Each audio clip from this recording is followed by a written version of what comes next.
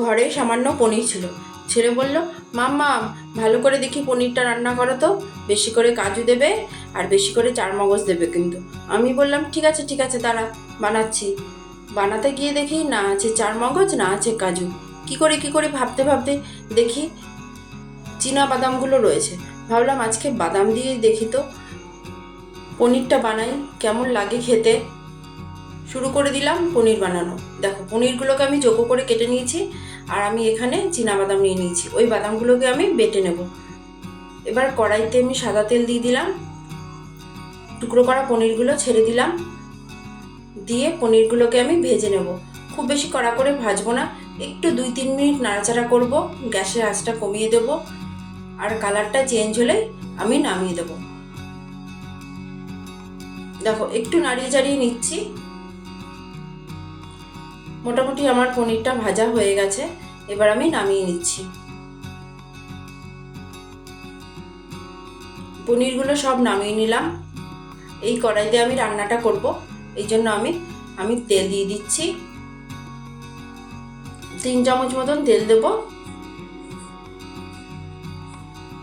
তেলটা গরম হলে জিরে ফোড়ন দিয়ে দিলাম, আর গোটা গরম মশলা দিয়ে দিলাম, 2টো এলাচ, 2টো দারচিনি আর 2টো লবঙ্গ দিয়ে একটু নাড়ি চাড়িয়ে নেব। ফোড়নটা দিয়ে খুব সুন্দর গন্ধ বেরোলে আমি এর মধ্যে চিনেবাদাম বাটাটা দিয়ে দেব। আর এর সাথে আমি 7-8টা মতন লঙ্কাও বেটে নিয়েছি। সবগুলো একসাথে দিয়ে খুব ভালো করে কষাতে হবে। সামান্য একটু জল দিয়ে দিলাম। খুব ভালো করে কিন্তু কষাবে, না হলে কিন্তু খেতে ভালো লাগবে না। আর গ্যাসের আঁচটা অবশ্যই কমিয়ে রাখবে। এবার আমি গুঁড়ো মশলাগুলো দিয়ে দিলাম, 1/2 চামচ জিরের গুঁড়ো আর 1/2 চামচ ধনের গুঁড়ো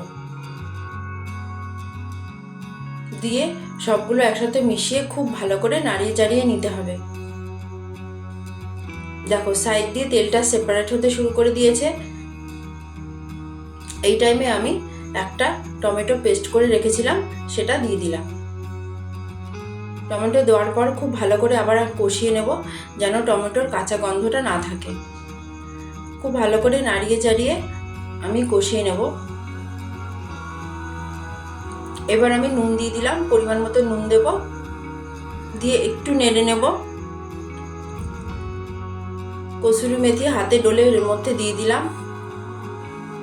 আমরা বেশি বেশি দামে কাজু, চারমগজ এগুলো কিনে রান্না করি, কিন্তু এইভাবে বাদাম বাটা দিয়ে, মানে এই চিনেবাদাম বাটা দিয়ে রান্না করে খাবে, দেখবে খেতে অসাধারণ হয়। এবার আমি চিনি দিয়ে দিলাম, সামান্যই চিনি দিয়েছি, দিয়ে ভালো করে মিশিয়ে নেব।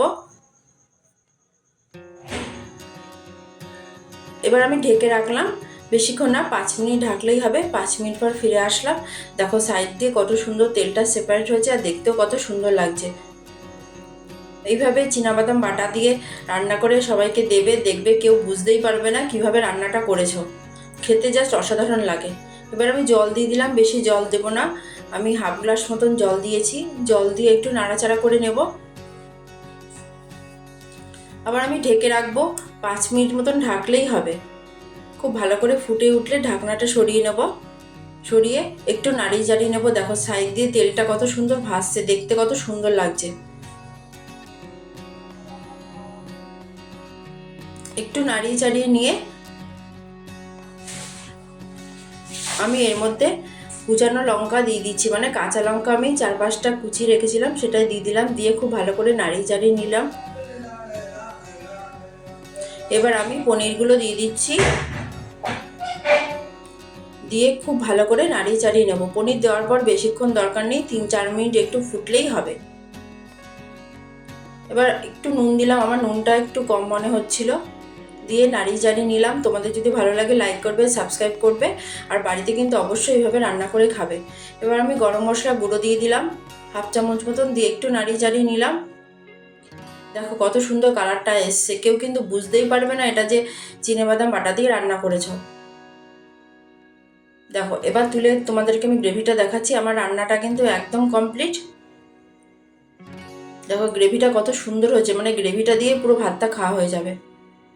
দেখেছো কত ঘন, কত সুন্দর হয়েছে খেতে। নিরামিষ দিনে তোমরা এটা খাবে, রুটি, লুচি, পরোটার সাথে খেতে কিন্তু জাস্ট ফাটাফাটি লাগবে। দেখো আমার রান্নাটা কমপ্লিট, তোমাদেরকে সার্ভ করে দেখালাম, তোমরা আবার খেয়ে নাও। ব্যাস, টাটা, সবাই ভালো থাকবে, সুস্থ থাকবে।